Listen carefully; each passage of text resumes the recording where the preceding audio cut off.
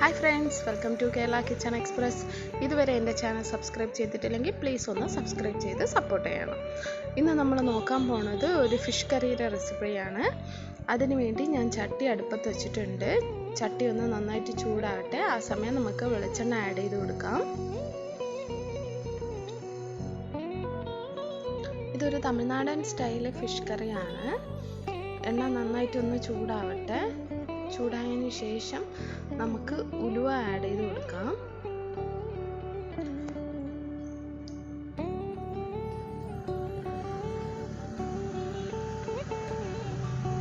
ഒരു 1/4 ടീസ്പൂണിൻ്റെ അളവ് ഞാൻ ആഡ് ചെയ്തിട്ടുണ്ട്. അതിനുശേഷം കടുക്, അതുപോലെ കടുക് പൊട്ടിയതിന് ശേഷം ജീരകം,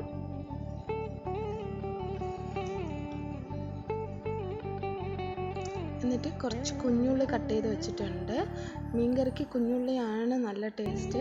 അതുപോലെ നല്ല പഴുത്ത തക്കാളിയും കുഞ്ഞു കുഞ്ഞായിട്ട് കട്ട് ചെയ്ത് വെച്ചിട്ടുണ്ട്. കുഞ്ഞുള്ളി ആഡ് ചെയ്ത് കൊടുക്കുവാണ്.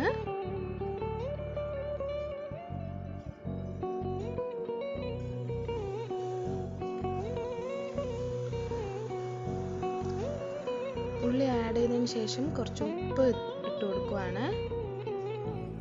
അപ്പോൾ ഉള്ളി നന്നായിട്ടൊന്ന് വാടി കിട്ടും പെട്ടെന്ന്.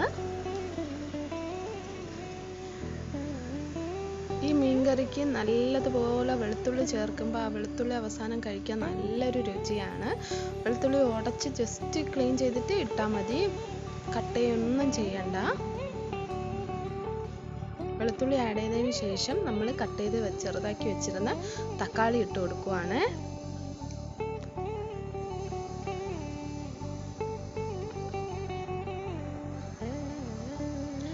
ഇത്തിരി പുളി എടുത്ത് വെച്ചിട്ടുണ്ട്, ഒരു നെല്ലിക്കര വലിപ്പം.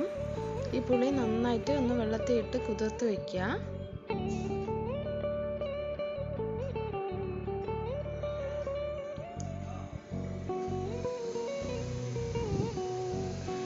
എപ്പോഴും മീൻകറി വെക്കുമ്പോൾ നല്ലതുപോലെ ഉള്ളിയും തക്കാളിയും ഒക്കെ ഉടഞ്ഞു കിട്ടാൻ വേണ്ടി ശ്രദ്ധിക്കുക. നന്നായിട്ടൊന്ന് വഴറ്റിയെടുക്കണം. ഈ സമയം നമുക്ക് മുളക് പൊടി, മല്ലിപ്പൊടി, ഫിഷ് മസാല എല്ലാം ആഡ് ചെയ്ത് കൊടുക്കണം. ആദ്യം ഞാൻ ഫിഷ് മസാല ആഡ് ചെയ്തു, എന്നിട്ട് കുറച്ച് മഞ്ഞൾപ്പൊടി, അതിനുശേഷം കാശ്മീരി ചില്ലി,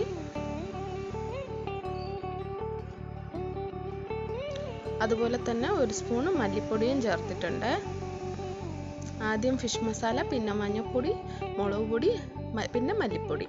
4 പൊടികളാണ് നമ്മൾ ഇതിൽ ചേർത്തിട്ടുള്ളത്. അതിനുശേഷം ആവശ്യമുള്ള വെള്ളം ഒഴിച്ചു കൊടുക്കുക. ആ ഒരു പച്ചമണം, പൊടിയുള്ള പച്ചമണമൊക്കെ മാറിയതിന് ശേഷം മാത്രം വെള്ളം ആഡ് ചെയ്ത് കൊടുക്കുക.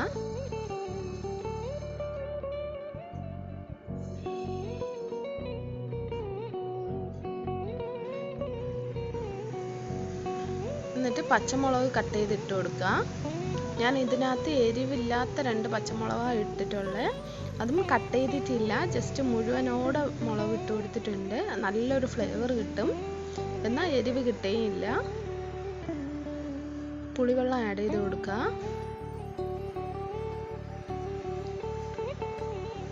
പിന്നെ 2 കഷ്ണം മുരിങ്ങക്കായ ആഡ് ചെയ്തു. അതിൻ്റെ കൂട്ടത്തിൽ തന്നെ മാങ്ങ കഷ്ണം ഇട്ട് കൊടുക്കുക. കുറച്ച് വലിയ പീസായിട്ട് തന്നെ ഇടുക.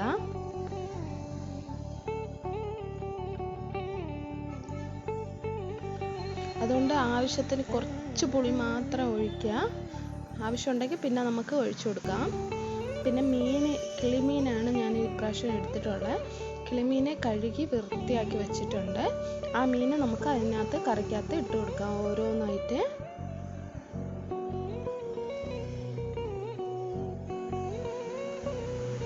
ഇതിൽ ഏറ്റവും രുചി കൂടുതൽ മാങ്ങയ്ക്കാണ്. മാങ്ങ കുഞ്ഞു പീസായിട്ട് അരിയണ്ട, ഇതുപോലെ വലിയ പീസായിട്ട് തന്നെ അരിയുക. അപ്പോൾ കറി വിളമ്പുമ്പം ഒരു പീസ് മാങ്ങയും പിന്നെ മീൻകറിയും അതുപോലെ മീനും എടുത്ത് വെച്ച് വിളമ്പുക.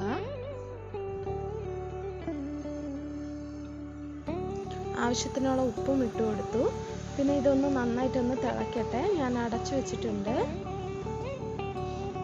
അതൊരു 5 മിനിറ്റ് കഴിയുമ്പം നല്ലതുപോലെ എണ്ണ പിരിഞ്ഞ് വന്നിട്ടുണ്ട്.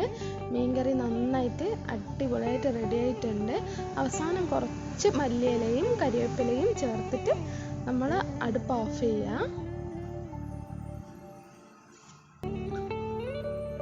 നല്ല അടിപൊളി മീൻകറി റെഡി ആയിട്ടുണ്ട്. ഉറപ്പായിട്ട് നിങ്ങൾ ഇതൊന്ന് ട്രൈ ചെയ്ത് നോക്കുക. ഇതിപ്പോൾ ഞാൻ ഗ്യാസ് ഓഫ് ചെയ്തതിന് ശേഷവും മൺചട്ടി ആയതുകൊണ്ട് അടുപ്പല്ല അങ്ങനെ കിടന്ന് തിളയ്ക്കുകയാണ്. ഉറപ്പായിട്ടും ചട്ടിയിൽ തന്നെ ചെയ്യാൻ നോക്കുക. ഉറപ്പായിട്ടും ചെയ്തിട്ട് എങ്ങനെയുണ്ടെന്ന് ഫീഡ്ബാക്ക് പറയാനും മറക്കരുത്. സബ്സ്ക്രൈബ് ചെയ്യാത്തവർ പ്ലീസ് ഒന്ന് സബ്സ്ക്രൈബ് ചെയ്യുക. മറ്റൊരു വീഡിയോയിൽ കാണാം. Thank you.